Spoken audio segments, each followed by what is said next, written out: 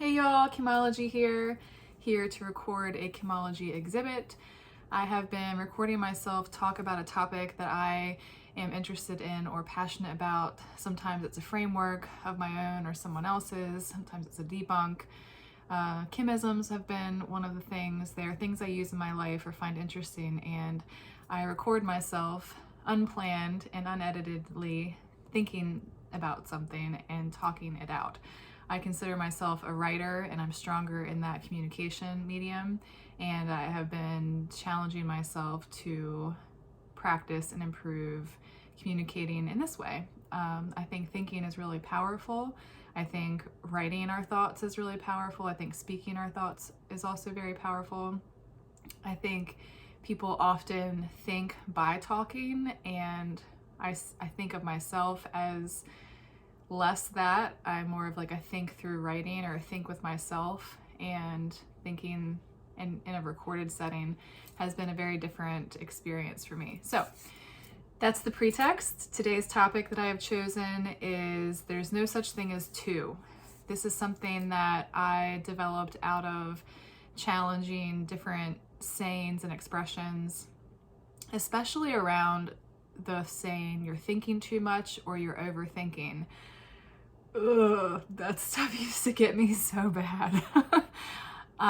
Anytime someone would say you're overthinking it or you're thinking too much about it, I just had this feeling like agitation, irritation. That's wrong. It probably started as doubt and how do I not overthink something, or why am I a person who thinks too much? And probably started there, and then sometime after that, as I got a little more confident or believed in myself and my thinking better or differently, I went from worry and doubt to irritation, maybe.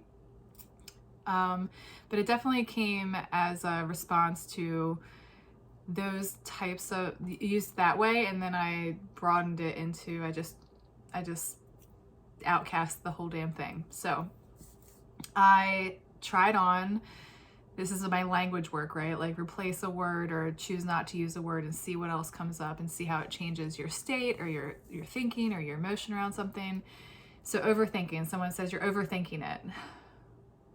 What does that make you feel when someone says that to you? It usually doesn't feel good, right? Like you feel like you're doing something wrong, or you're doing something bad, or you're making it too complicated, things like this. That doesn't feel good. Same with you're thinking too much. Same thing, different phrase, I think. And let's break that down.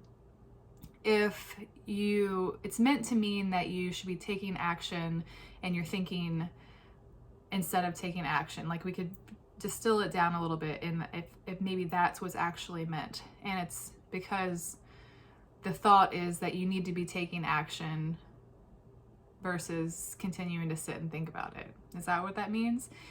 So the way I started to debunk this or break it down for myself and consider it untrue and then therefore not possible, and apply that broadly, not just to myself but to others, thinking is said to be one of the most powerful things that we can do, right? Reference the visualization and manifestation space. That stuff says you can think it and it'll become. Think and Grow Rich is a book that is popular, I guess. I don't know, is it widely popular?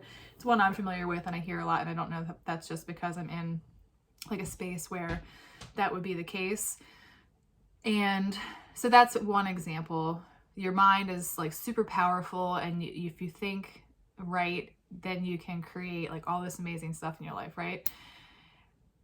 Another one is everything is perspective. So you can change anything by changing your thoughts. It can go from being a terrible situation to a not that bad situation to a positive and good situation just by what you do up here.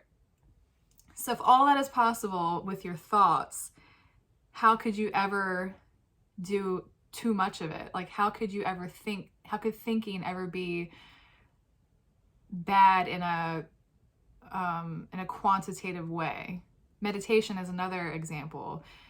Meditation is said to help and make you better and help with problems and all this stuff. Meditation is well, I guess you could argue that's stilling the mind, but either way, it's mind work.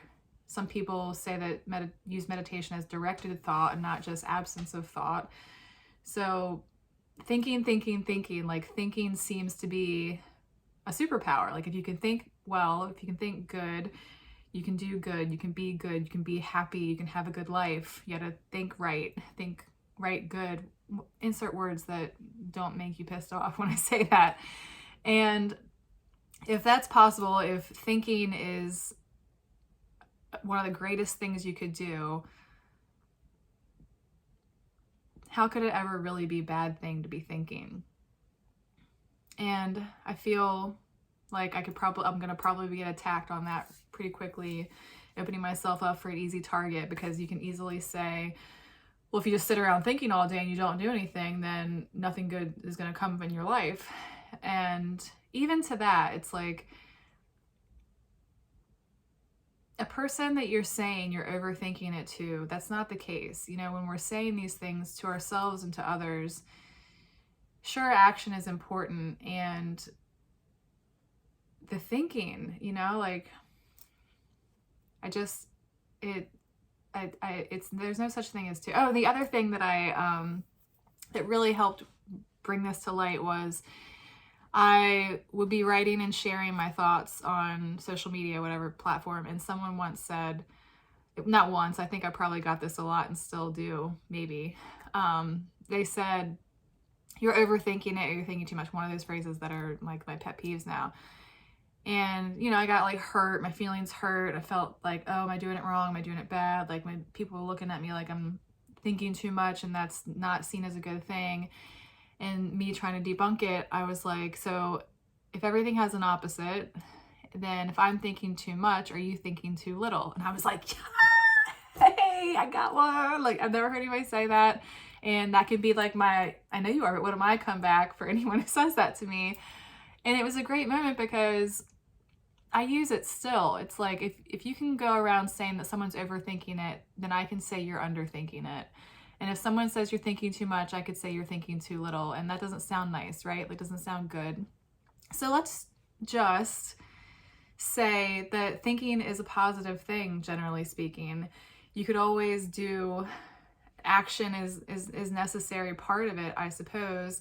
And anytime you have a tendency or compelled to tell yourself or someone else you're overthinking it, maybe this will come up for you, because thinking is powerful. And if you can think better, you're never going to be thinking too much. My thoughts, because I think too much. Ha. I also hate sarcasm, and that was sarcastic. Or was it? I said something that I don't believe. I don't believe I think too much, but I'm acknowledging that other people think I do. So there's that. Okay. What do you think? Overthinking, underthinking, too much thinking, and then how that applies broadly. Instead, not just with thinking, but someone says there's too much of anything. I expanded that, so we'll just leave that one for another topic, actually. But if you do try to take this, if you do want to try this on, just replace too and over. Stop using those words, and when you notice yourself, think of how it's not too much. Like, it's just enough. It is what it is. It doesn't have to be too much. And see what comes up. Too much and over. Ciao for now.